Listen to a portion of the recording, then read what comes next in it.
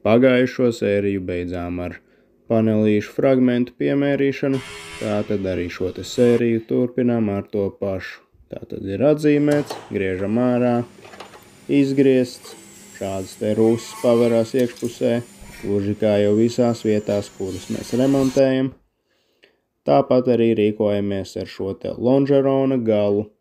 Visu samēram, piegriežam, jo precīzāk, jo labāk, pēc tam metinot iekšā, nebūs lieku problēmu. Tad nu arī grīdas fragmentu šo te stūrīti mainam nost, jo tas arī ir pilnībā caurūsējis līdz nepazīšanai.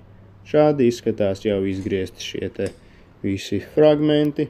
Sākam taisīt panelīšus no rokas tos, kurus mēs nevaram aizņemties no mūsu donora, jo tie arī tur ir pārāk sabojājušies. Šādi jau izskatās mūsu panelīšu fragmenti, sagruntēti, sasmilšu, strūkloti, sagatavoti metināšanai. Šādi izskatās vieta mūsu pēc smilšu strūklas, ko mēs arī pēc tam sagruntēsim.